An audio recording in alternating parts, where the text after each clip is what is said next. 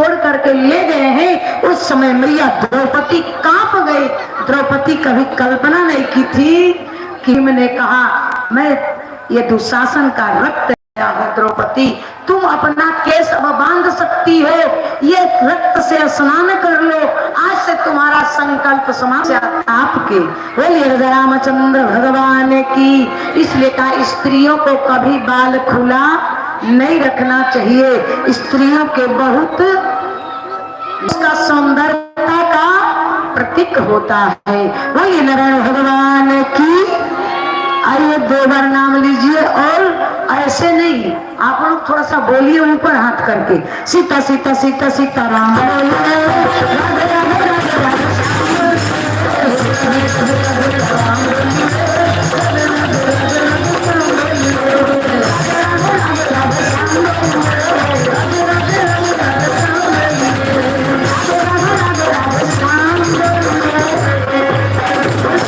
रामचंद्र भगवान की जय। क्योंकि कथा में कीर्तन करते रहना चाहिए, कथा में भगवान का नाम लेते रहना चाहिए।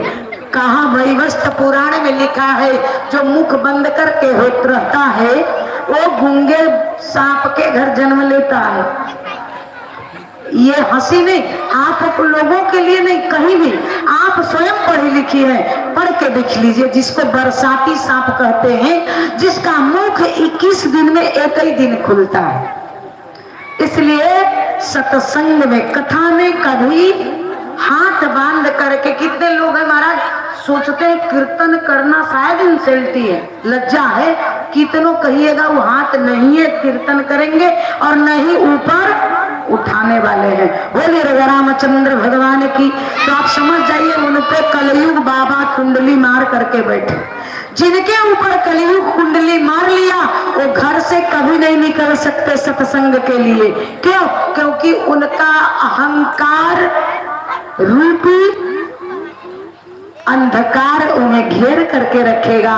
कहा सब कोई कथा में आ नहीं सकता, सब लोग चाह करके भी कथा नहीं सुन पाते हैं महाराज, क्योंकि उनके भाग्य में कथा नहीं होती। उनके भाग्य में वो दुर्भाग्यशाली होते हैं जहां सत्संग तक पहुंचने से वंचित हो जाते। तो मान लीजिए कहीं ना कहीं उसका दुर्भाग्य उसको घेर करके रखा है। जो आप चाह करके मन बनाइए, अरे एक दिन चलेंगे, अच्छा करते करते वो 9 दिन बीत गया महाराज, निकलने का मौका ही नहीं मिलेगा। नहीं, आप पहुंच आप नहीं सकते। इसलिए कहा कि जो जितने भाव जिनके अंदर है, अगर गांव में कथा हो रही है, अब व्यक्ति एक दिन भी नहीं पहुंचा तो समझ लीजिए कि वो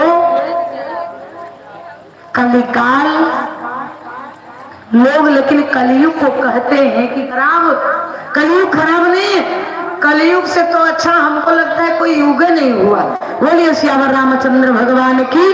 क्योंकि त्रेता में, द्वापर में, सतयुग में मन पाप भी लगता था महाराज। आज कलयुग में लोगों का मनसा पाप नहीं लगता।